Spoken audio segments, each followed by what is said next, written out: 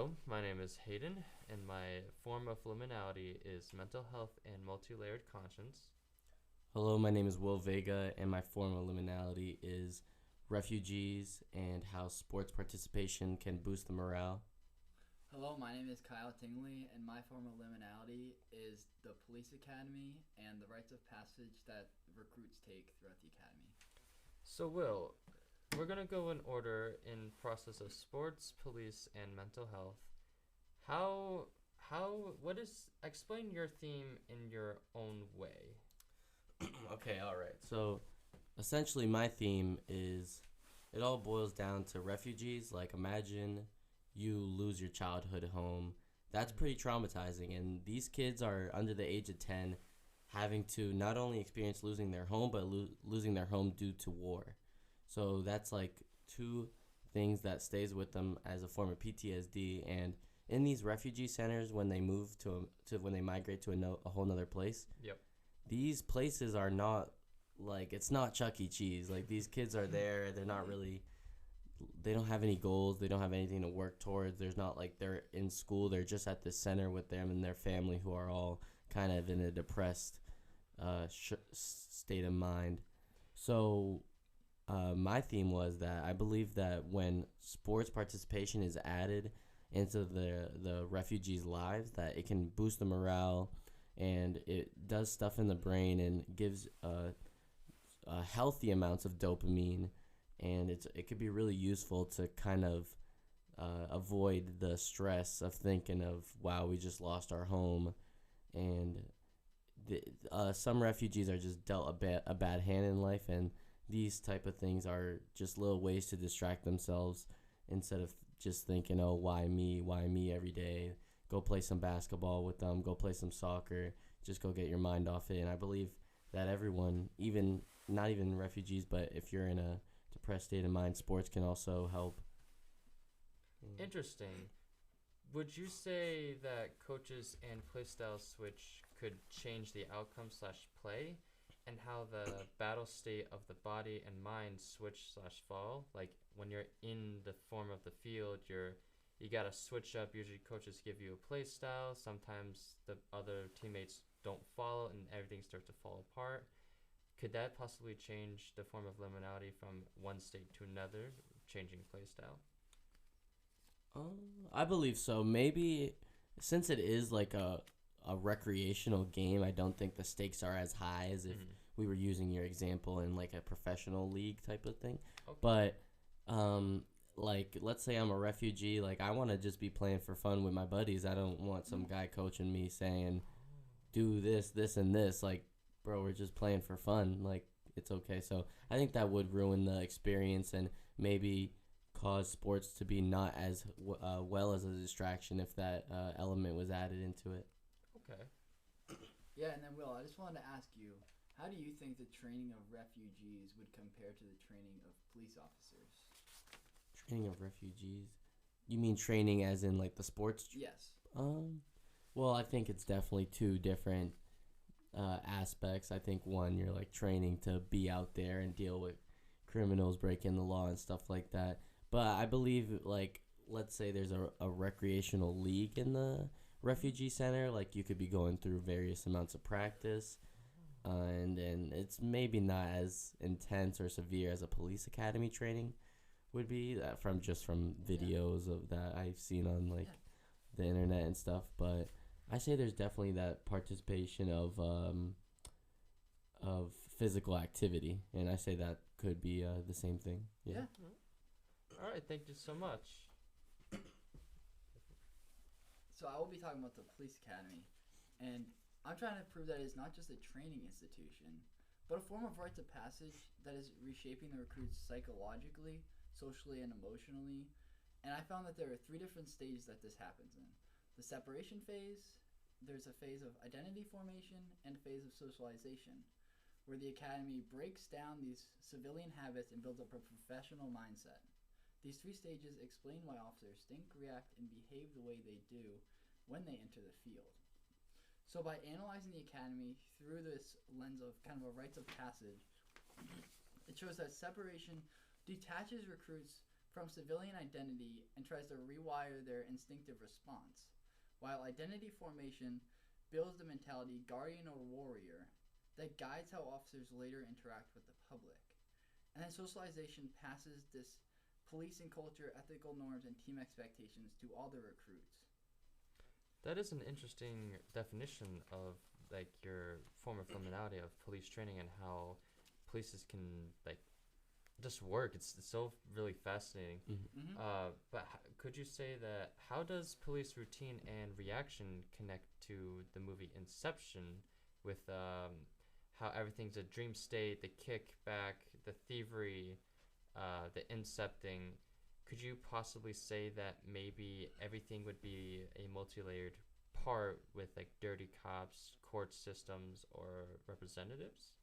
Yeah, so for the first part, I would say the Inception and the Police Academy kind of connect through the shared idea of being suspended between realities, where identity, authority, and perception are kind of unstable and actively shaped. Inception is essentially a story about extended liminal states, much like the police training and police work. Wow, I never, as a person who is obsessed with Christopher Nolan and these films, that is actually a very unique way of looking at it, honestly, comparing with police and the whole theme of Inception with multi-layered of realities and liminality. That is really good. Thank you so much. Of course. Go ahead. My question was, so after the police training, Yes. you know, when they go out in the field, I have some family friends who are police officers, and Yeah. I've heard some crazy traumatizing stories, like of babies having to deal with shootouts, stuff like that. Do you think that the police academy can train officers to be prepared for that type of PTSD? Because at least in my thesis and stuff, like these refugees, like they're barely even the age of 10. They're not really well prepared for these PTSD type of events that they go through, and I don't really think you can be. So do you think that the police academy does enough to type of mentally train officers as well as physically train them? I would say that the police academy does way better at physically training officers as they go through a bunch of procedures, like they go through these obstacle courses where they're physically training their body. They learn how to shoot their weapons. But the thing about that is I don't think they really teach them enough about the psychological toll that takes. So, for example, when officers go into the field and they have to use deadly force on a subject, no one is really prepared for that, right? These officers are not physically prepared. It takes a big mental toll on their mind, as a lot of officers kind of lose their train of thought and don't really understand how to deal with something like this. And it really makes them emotional, as multiple videos you can find on YouTube will show that once this accident happens, the officers will physically break down and start crying. So I think throughout my research, I really wanted to focus on this mental toll on officers. And one thing I learned that the police academy has not done enough is kind of focus on this psychologicalness of the academy. Oh, instead of just because sometimes I would pass by to see people running and like, oh, they're just running, they're working, but like you don't understand what's going on inside their mind. They can all be going through different things just like normal human beings. Yes. All right, yeah, good answer. I like that. Okay, so with my theme of mental health and multi-layered conscience, with the overall inspiration of the movie Inception, my definition of this liminality would state that in a person's mind, and I guess how everybody says, oh, we're in the Matrix, you could say that each one of those layers is a form of reality and misconception or relatively. Basically stating that, you know, how everyone else perceives reality can change and alter to however their lives are going, whether good, bad, in the middle, or maybe you're getting promoted, maybe you're getting fired. And we go into Cobb's mind as he is constantly obsessed with his dead wife who killed herself in front of him. And his team notices that he's starting to distance himself from them, and he's trying to focus more on his dead wife. And at the end of the movie, spoilers if you haven't seen it, his topper or totem spins, which means he's in a state of dream. If it tops over, he's in reality. So after the entirety of the film, his topper is still spinning. Now, that doesn't make sense because you can go into multiple layers saying, who is somebody incepting him? Is he just objective to his own labyrinth of his own making without his knowing? And it's so cool of a puzzle.